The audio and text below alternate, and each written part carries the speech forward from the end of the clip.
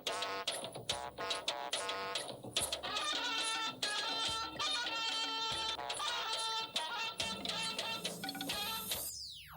assure you that this administration has and will continue to support insurance growth in Nigeria. President Buhari expresses optimism in the insurance industry to thrive in Africa as he opens 47th African Insurance Organization Conference. The Rotary Club International flags off polio and COVID-19 vaccination in Nigeria. For 35 years, we've done the vaccination work as far as polio is concerned. And ahead Anambra governorship election, INEC meets political parties and unveils latest technology for future elections. Where the voter fails the fingerprint and facial authentication, he or she will not be allowed to vote. Good evening. You are welcome to NTA Network News. I am Kenan Ima Abodike. Reading with me from Lagos tonight is Hengino John Adams. There is great future for the insurance industry in Africa, says President Muhammadu Buhari, as he declares open the 47th African Insurance Organizations Conference and Annual General Assembly holding in Lagos, Nigeria. While stressing the continuous support of the administration, President Buhari noted the need to put the right mechanism in place for it to thrive. State House correspondent Jide Onifade reports. At a time like this, when the world's health, social and economy are being challenged by the coronavirus pandemic, taking steps in combating it is critical, and this means that all hands must be on deck to end this scourge, as well as salvage the health and the economy of the nations of the world that have been seriously affected. I want to assure you that we in Nigeria are doing everything humanly possible to ensure a coordinated approach to the pandemic and reaching out to other African leaders on possible best options to fully revive the African economy, in which I strongly believe in the insurance industry has a vital role to play. Rebuilding Africa's economy and insurance perspective is the theme of the conference, which the president describes as apt and well thought out, as it is looking at the reality of the moment, as many governments are trying to devise ingenious ways of managing the economy. We have put in so much effort in ensuring that Nigeria diversifies its economy into all non-oil revenue sources, and the insurance sector is one of such sectors that being encouraged to develop and bring us the necessary stability, economic sustainability, revenue generation, job creation, and financial inclusiveness. I assure you that this administration has and will continue to support insurance growth in Nigeria and Africa at large. President Muhammadu Buhari promises to follow deliberations of the conference with keen interest, and he looks forward to the outcome. In the State House, Jide Onifade, NTA News. In the meantime, federal government's various infrastructure development across the country has continued to enthuse Nigerians.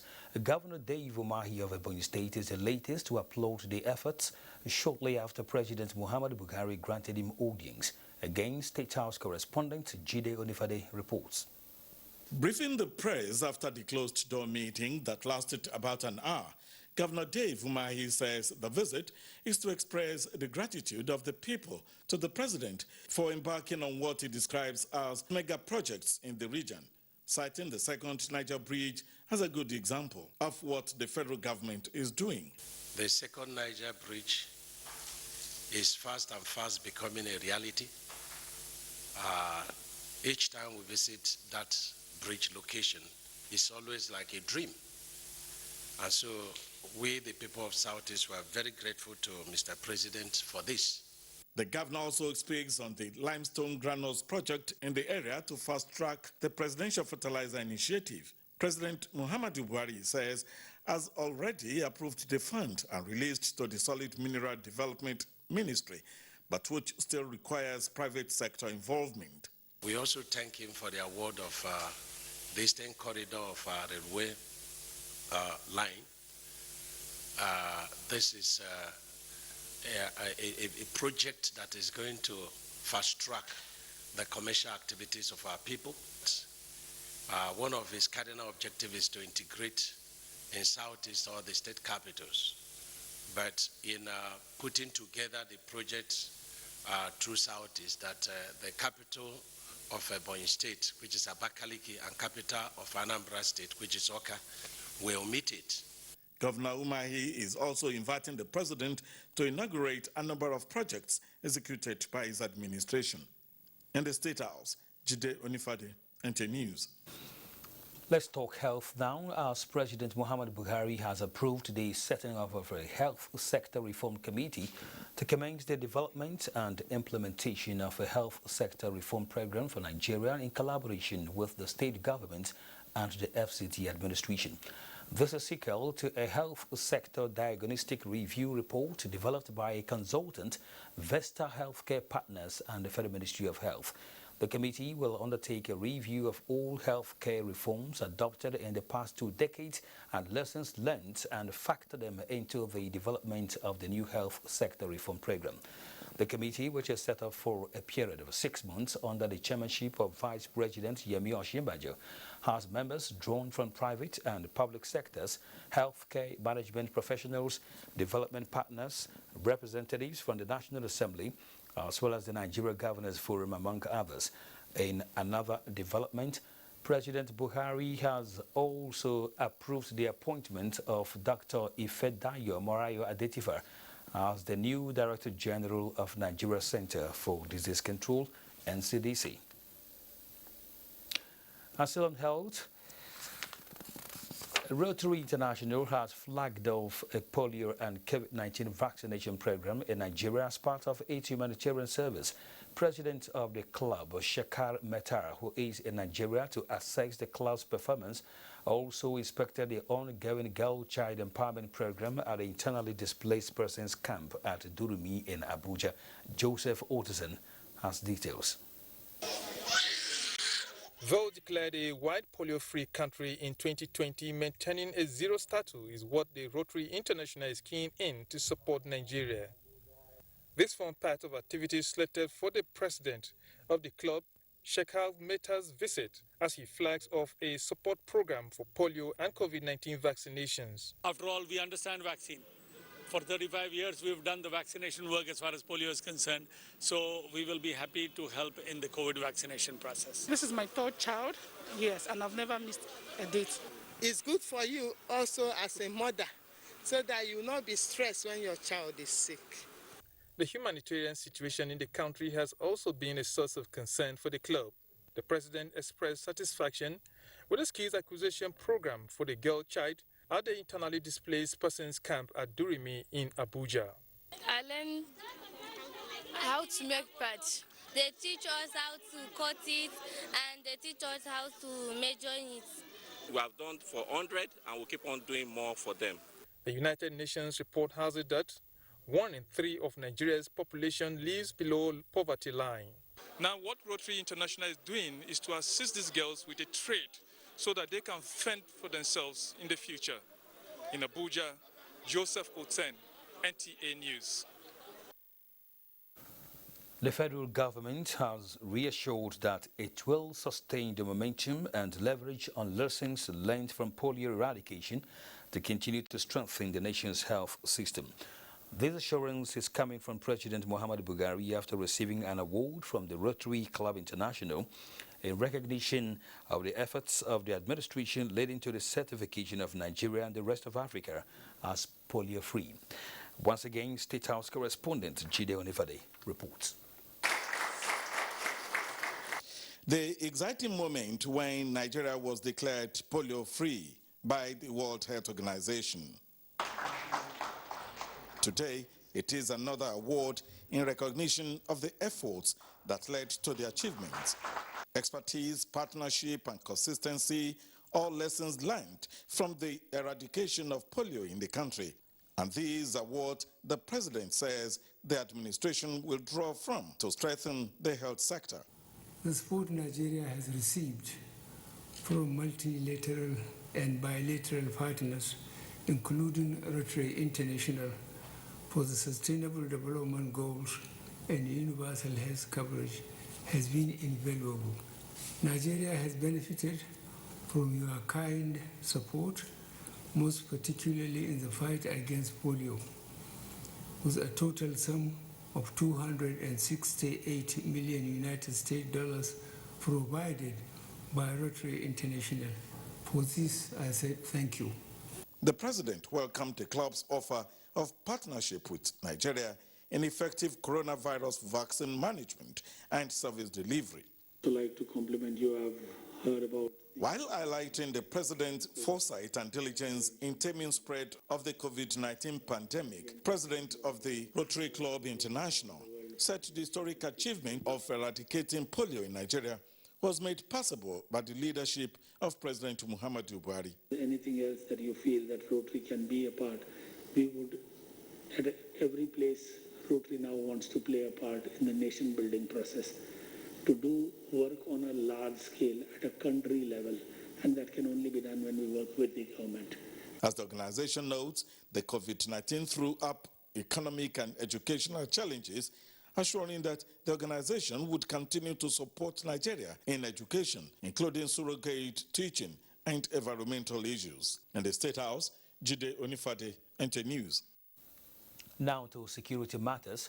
Towards ensuring optimal performance by officers and men of Operation Hadarin Daji, the Chief of Army Staff, Lieutenant General Farouk Yahaya, visited Zamfara State. Lieutenant General Yahaya met with the troops under the Sector 3 of the operation, where he emphasized the renewed commitment of the Nigerian Army to win the battle against armed bandits and other criminals terrorizing the state. Jamilu Ibrahim has more. The Chief of Army Staff, Lieutenant General Farouk Yahaya's operational visit to Zamfara State was to have on-the-spot assessment of the ongoing military operation against resurgent banditry and spread of kidnapping in the state and to boost the morale of the troops. The Chief of Army Staff, accompanied by the GOC 8th Division Nigerian Army Sokoto, visited Magami and Ansado districts in Gusau and Maru local government areas, which form part of the areas host hit by the activities of armed bandits in Zamfara State. All the security report, situation report that you hear, when you come to the ground, when you see what is the truth about it, some of them are being exaggerated, many of them, but the truth are doing their best, and we will do everything possible to improve the situation. The Commander Sector 3 Nigerian Army, who informed the Chief of Army Staff that the troops deployed to the areas are doing great job, stressed the need for members of the communities to continue to support them. NTA News, however, observed that bad road network constitutes a great obstacle to the military operations in the areas, as it makes prompt response to distress call very difficult. In the meantime, all telecommunication services have been shut down in Zamfara State. A memo from the Nigerian Communications Commission says the measure is to enable relevant security agencies carry out required activities towards addressing the security challenges bedeviling the state. In Gusau, Jamilu Ibrahim, NTA News. In the meantime, the Nigerian Communications Commission and other relevant stakeholders have been commended for shutting down all telecommunication services in Zamfara State. A cross-section of residents was made the commendation while speaking with NTA News on the development in Gusau, expressed hope that the action would result in addressing the lingering security challenges in the state. Haliru Muhammad Umar reports. As part of measures towards bringing an end to the prevailing security challenges in the state. This has resulted in shutting down of point of sale, otherwise known as POS, and internet cafes who equally use these services for different transactions, thereby creating long queues at automated teller machines, popularly called ATM. Because we cannot do anything without the network. We don't have choice. We have to cope with it. So it's compulsory. No network, we cannot, our life is just revolving around. All the respondents, however, see the action as a welcome development, especially if it will result to positive outcome. And the informers that are telling those people that they should come and attack people in their houses, they are no more having that chance now. While appealing to people in the state to exercise patience and remain supportive of government, as well as security agencies in their effort to restore lasting peace, the respondents emphasized the need for adoption of similar action in neighboring Katsina, Sokoto, Kebbi, and Kaduna states for better impact. In Gusau, Halliru Muhammad Umar, NTA News. And joining me via Zoom to speak further on federal government shutdown of telecom services in Zamfara State is a security analyst, Dr. Kabiru Adamu. You are welcome. Thank you. Good evening.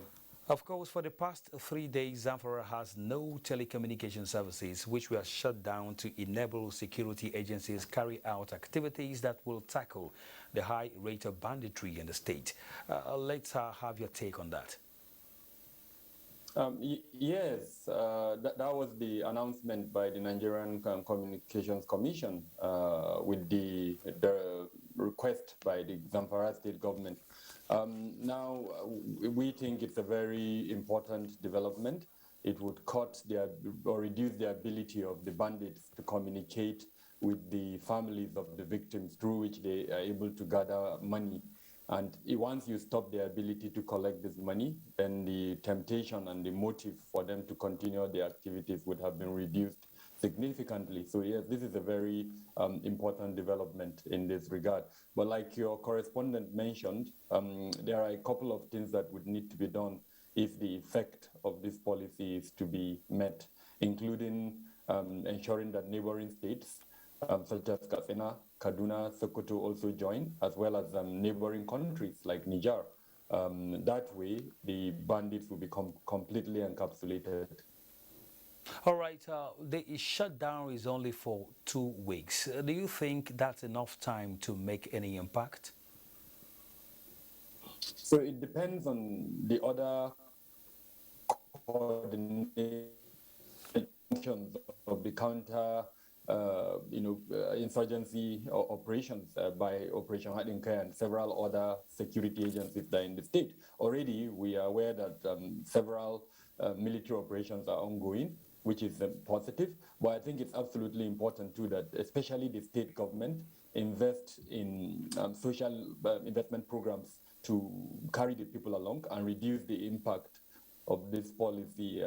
Employment opportunities such as those POS operations, several others that rely on this GSM has been affected. And so the local economy in the state would definitely be affected. And I think there is a need for the state government to put out some palliative measures to support people that have been affected by that. Now, the important thing is that the resilience of the local population would be built. If that resilience is built, then they will support government effort. And once they support government effort, then the bandits will find it really difficult to operate in that region. Yeah, earlier you mentioned about the report we saw before the interview with you about other states and or neighboring states and even countries joining in doing exactly what is happening now. But could you just explain further on that? That is, if that strategy actually works out.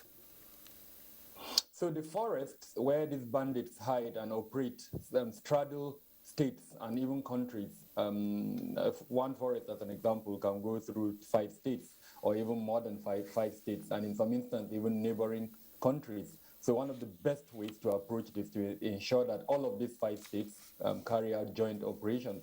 Now, we know, for instance, that when they shut down markets, stopped the sale of petroleum, about 4 states are involved in that. For us to see the effect of all of these policies, it has to be jointly implemented. And if possible, let Nigeria use its diplomatic powers to engage countries like Niger and possibly even Cameroon to ensure that the neighboring regions to the states in Nigeria also carry out such measures.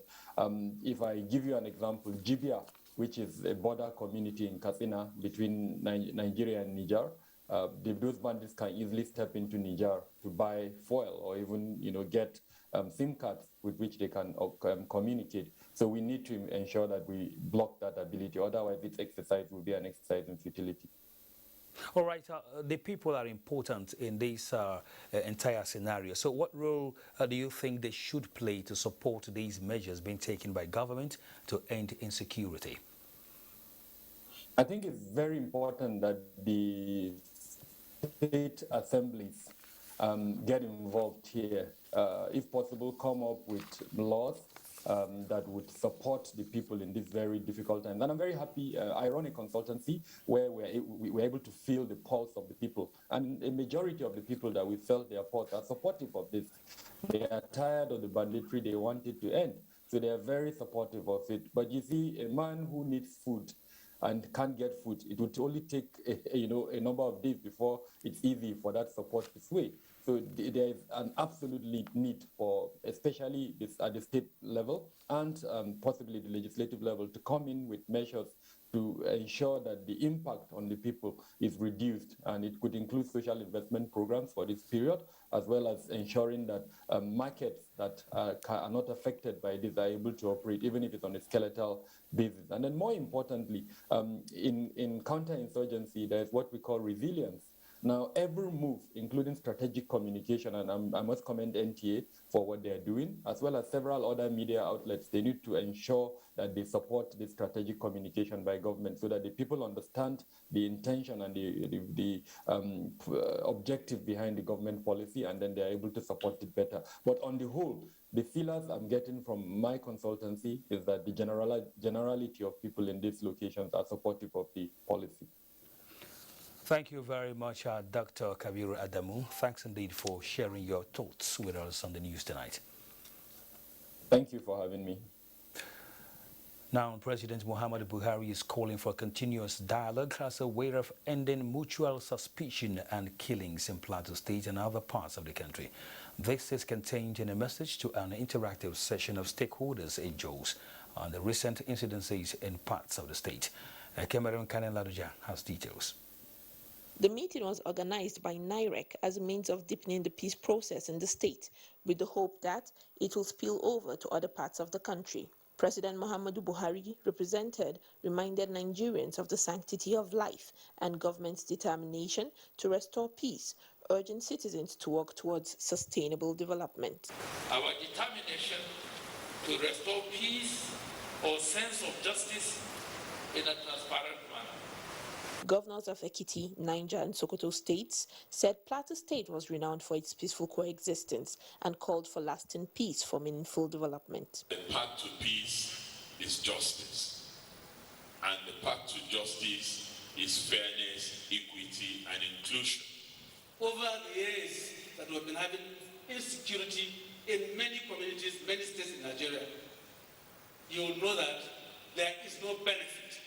There is no need for conflict based on ethnic or religious background, because whatever you are, God brought you into that world. When you give me peace, I will give you development and infrastructure. But when it is crisis, it means the resources will be channeled towards addressing insecurity. For NIREC, the interaction is an opportunity for participants to ponder about the cost of consistent violent conflicts. Whatever is discussed here, whatever comes out from this forum, should be for Nigeria. So we were so bothered about the level of bloodletting that has been going on here in Plateau State. And we see that it is not to the good of anybody. The meeting attracted traditional, religious, and community leaders, as well as heads of security agencies and top government functionaries. In Jos, Ekemeren Kadeng-Ladoja, NTA News. You are still watching NTA Network News. Time for a breather. Please stay tuned. Welcome back. Stakeholders at the Forum of Health Commissioners from the 36 states of the Federation and the FCT are optimistic that building a strong health system in Nigeria with increased funding will accelerate the attainment of universal health coverage by 2030. Basi Etaiban reports. Inadequate infrastructure, lack of equipment and human resources are some of the challenges in the health sector. the stakeholders attribute to funding. The Secretary to the Federal Government, Boss Mustafa, at the forum, urged the commissioners to deliberate on the challenges caused by vaccine hesitancy in the country. Whatever level we are talking about these issues, the underlying factor is funding. So that's why we need to find ways of increasing the funding in the health sector. The chairman of the forum, Beta Edu, says the forum is ready for more collaborations with the federal government, as well as explore the potentials for improved healthcare funding and healthcare delivery across the country. Above all, we'll be looking at strengthening primary healthcare system, which is the foundation of the health system in Nigeria. The Minister of State Health demanded for special tax for alcohol, cigarettes and other commodities that cause damage to human body, stressing that money generated from taxing the commodities could be deployed to fund the health sector, in addition to the existing funding structures. Basti Taipang, NTA News. 120 environmental polio cases have been recorded in Nigeria in 2021 alone, but the federal government is assuring of its commitment to universal health care and health security through continuous engagement with traditional leaders nationwide. This was made known by the Executive Director, National Primary Healthcare Development Agency, Dr. Faisal Shuaib, at the third quarter meeting of the Northern Traditional Leaders Committee on Primary Healthcare Delivery in Abuja. Oluseya Adabo has details. It is over a year now that Nigeria was certified a white polio-free country, a success that cannot be told without the role of traditional leaders. Polio in its various forms and its environmental polio at its fore. Even now that UNICEF testifies that Nigeria accounts for 70% of environmental polio cases across Africa, these custodians of culture have been helpful in dispelling rumor and misinformation hampering vaccination programs, and more is expected of them. So we'll continue to work with traditional leaders.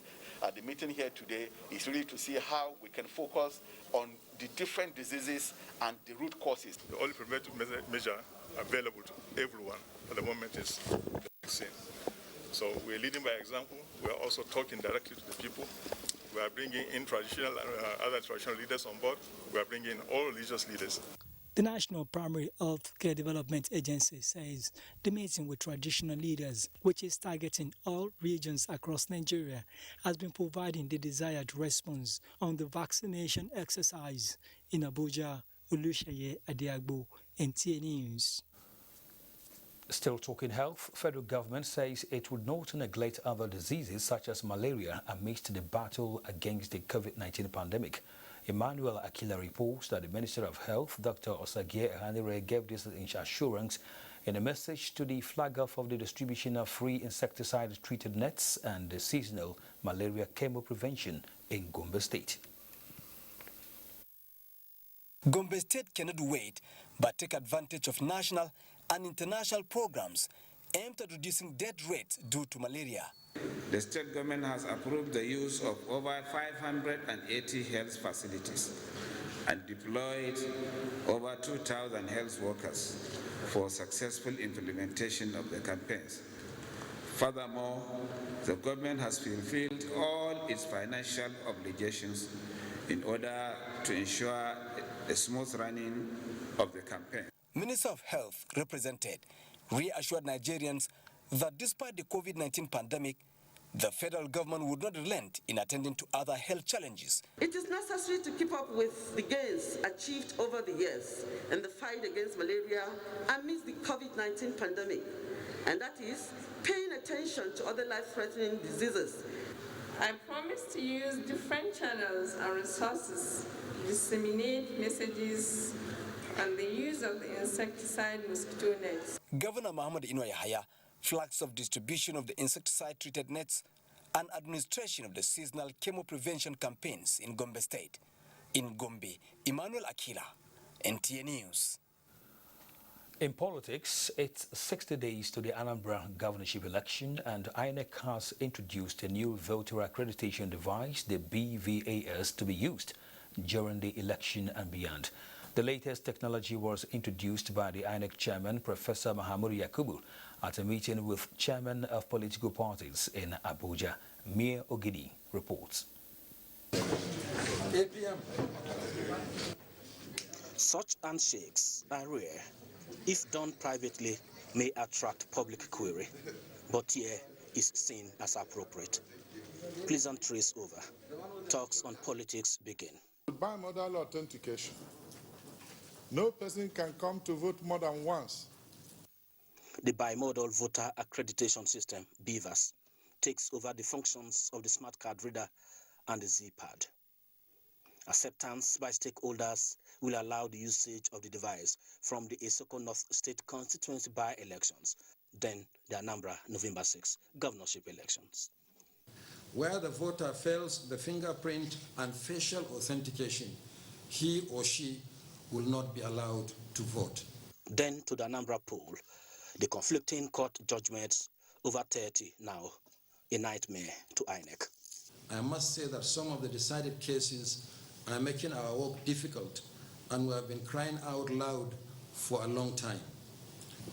The intervention by the Chief Judge of the Federation, Justice Tanko Mohammed, to stem this development by summoning the Chief Judges of the states where these judgments were obtained for debriefing today is well received by the Council. November 6 is the day of reckoning in Anambra State. The mood of campaigns still a concern to INEC. Please let them be issue-based, or better still, use the campaigns to educate the electorate more on the advantages of the continuous voter registration exercise, the INEC chair told the party chiefs. Mia Ogidi, NT News. Away from politics, Nigerians are being advised to move away from the practice of agriculture as a hobby to a business venture capable of sourcing for strategic support from government agencies to grow their agribusinesses, impact lives and enhance food security in the country. This was at the heart of discussions during the Nigeria Incentive-Based Risk-Sharing System for Agricultural Lending, Nasal Credit Risk Guarantee-backed project launch for 2 agro organizations in Cross River State. Paul Abel completes the report. Food is one of the basic needs of man, necessary for his survival, the elimination of hunger as well as malnutrition. Today, agribusinesses are no far cries as NASAL, a non-financial institution created by the Central Bank of Nigeria, supports the agricultural value chain, provides risk agricultural lending, and enables agribusinesses to obtain credit facilities from financial institutions with a guarantee at a very low interest rate. It doesn't matter where your project is in this country, as long as it is agriculture and agribusiness, NASAL, the central bank, and the banks in Nigeria are ready to go wherever you are to support you. Finally, we want to make sure large business become corporations, and we're there to work with you. The rural development is also achieved. You can see the welfare of the people will be improved. What else? The GDP will improve. Come to a bank, bring your proposal. We need to support the government on food security. Agro Integrated Farms Akpabio and Tuaj Nigeria Limited, ECAM, all in Cross River State, are beneficiaries of NASAL guarantee in the area of poultry and cocoa export. The partnership has helped us to acquire technical knowledge, ensure that we, conform to best practices. It has also made money available. From Ekotakwa Moidem in Akpabio local government area of Cross River State, I'm Paul Abel, NTA News. Time to go over to Lagos with Hengino standing by with more stories.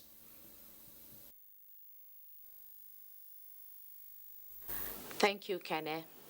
Repositioning the Nigerian insurance industry through policy reforms, innovative products and risk management are key to harnessing the sector's economic potential and impact to national growth. This formed the crux of discourse at the 47th African Insurance Organization Conference in Lagos. Abolade Salami reports. Insurance magnates from the continent of Africa converged on Lagos to brainstorm on how to rebuild Africa's economy from an insurance perspective. The sector that has maintained a steady growth in the volume of premiums recorded a 19.2% growth rate in 2019 as its highest in 5 years. There is so much that insurance will do. More so, insurance grows an economy, drives an economy by giving confidence to investors. They can come, they can do all that they want to do, knowing fully well that a sector of the economy that have been enabled, that have been empowered, will drive them should in case the unexpected happens. To sustain growth in the economy, experts says insurance industry remains a vital thread in the fabric of a strong African economy, which, if fully harnessed, can restore growth trajectory post-COVID-19. In most economies where insurance thrives, there's a lot of credit available to its people. And that credit is available because there's insurance backing those people, and the banks and all other lending organizations can give out money for people to build businesses, small businesses, agriculture, etc. We believe that we can educate people, we can bring more awareness of the benefits of insurance to members of the public, for them to be able to buy into insurance, and of course that will lead to growth and increase in penetration of insurance in Africa. While they identified the huge benefits inherent in the sector to drive the needed financial growth in the continent, it was also revealed that repositioning the insurance industry involves product innovation and creating awareness on the importance of insurance. In Lagos, Abolade Salami, NTA News. Still on economy, not less than 5,000 youths from the 6 geopolitical zones of the country have been empowered with skills in digital initiatives aimed at making them self-reliant and competitive in the 21st century digital economy. Minister of Youth and Sports Development, Sunday Diary, met this noon at the ministry's Economic Sustainability Program, which rounded off in Lagos. Musa Toliat has details. Quest for white-collar jobs that are not readily available has been taken out of concerns of these beneficiaries who were productively engaged for 6 weeks under the federal government's Economic Sustainability Program for Nigerian youths and the unemployed in the country. The training has been so impactful, exposing us to a lot of things. Now I can contact my customer and give them the best digital marketing and also increase my own financial capability. It has repositioned me because I'll be able to teach others and others will be able to teach others. People can make money on their own too with what I've learned too. The intensive skills acquisition program focused on graphics and animation, robotics, software development, coding, and process of business outsourcing. These young ones, they're going to go out there to become self-starters. They'll create wealth on their own. They'll become employers of labor. Some of them will form cooperatives. They will develop softwares and applications. You see the NYF fund that is there to support people. Even if you are not part of the training, you can still apply because you have a small business. If you do the training and you need extra cash for your business, you can apply. The impact of the COVID-19 pandemic on the youth population also necessitated the innovative strategies to help the youths recover, unlock their potentials, and become agents of rapid socio-economic growth and development. Getting them engaged early enough is a very important tool in taking away the negativities that are usually attached to our youth nowadays. As they are living with a laptop, they can start work immediately. You that study graphic design and animation, immediately you get home today, you can work for a client and start making your own money. The training program is an offshoot of the DEL initiative of Ministry of Youth and Sports Development, with special focus on employability, entrepreneurship, leadership, and mentoring. In Lagos, Musa Toliat, NTA News. It's time for another break. Network News will be back shortly. The Federal Inland Revenue Service first has urged taxpayers not to panic over the recent court ruling by the Federal High Court sitting in Port Harcourt, which dismissed its motion for state of execution of the judgment that the River State can collect value-added taxes from its residents. A statement from the fair says until the Court of Appeal or even the Supreme Court determines the matter, taxpayers are required to continue to comply with their value-added tax VAT obligations within the status quo framework, cautioning that taxpayers must continue to honor their tax obligations under the VAT Act, as failure to do this would put them on a collision course with the law. Records of appeal, the statement says, have been transmitted to the appellate court and the facts, is confident that, given the extant laws, the arguments and case put forward, it will earn a favored judgment at the appellate court. The government of Cape Verde has indicated interest in an accelerated collaboration with Nigeria to help grow its creative industry. The Cape Verdean Minister of Culture and Tourism, Abrao Vicente, made the request at an audience granted him by Nigeria's Information and Culture Minister, Lai Mohammed, on the sidelines of the United Nations World Cultural and Tourism Africa Commission meeting in Cape Verde. Anthony Forsen reports. Describing the conference as a huge success and attributing it to the role Nigeria's Information and Culture Minister played in mediations that ensued during deliberations for positions. Albrando Vincent said Nigeria's position as big brother in Africa came to bear in stabilizing proceedings during the meeting. The 3 points Nigeria marshaled was unanimously endorsed. And we can sign agreement of implementation, how we can start it. We have currently an architect, but we can implement a teaching and exchange programs to make people come here, learn with Cape Verde, and make Cape Verde go to Nigeria, learn from your cinema industries. How do you make it? This is the question. How Nigeria made the cinematographic industries? And it's a curiosity not also in Cape Verde, but I think in all the European countries we deal with. Lai Mohammed assured the minister that Nigeria's creative industry will collaborate with Cape Verde to grow theirs, as Nigeria's role is already doing well informally. It's a very unique meeting, very important and very, very significant.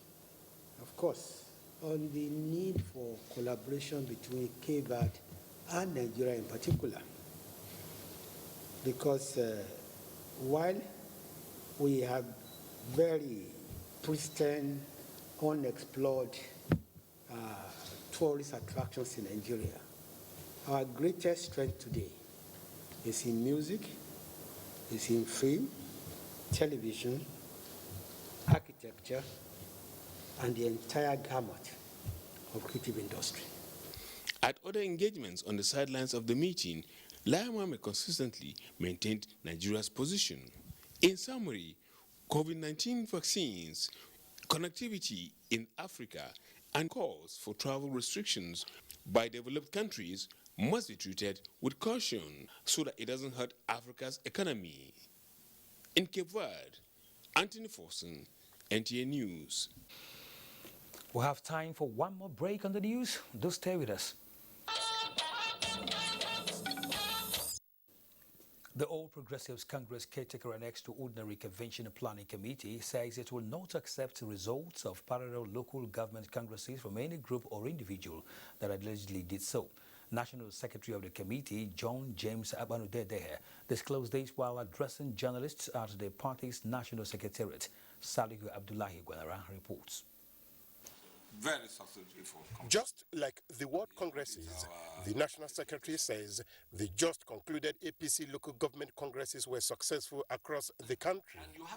He is confident that the party is on the right track towards a successful national convention.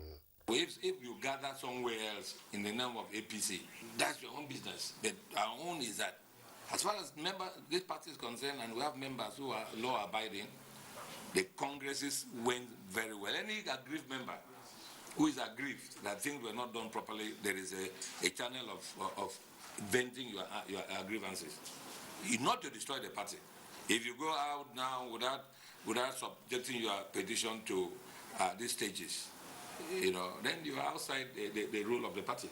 As part of efforts to ensure unity of purpose and build a united progressive family, the caretaker committee, he said, is compiling a list of court cases and their sponsors to be submitted to the National Executive Committee for amicable resolution. In Abuja, Salihu Abdullahi Gwanara, NTA News. And that concludes the news tonight. Thanks indeed for watching. Before we go, remember to connect with NTA to stand against rape and rapists. I am Kenen Ima Abodike. Good night.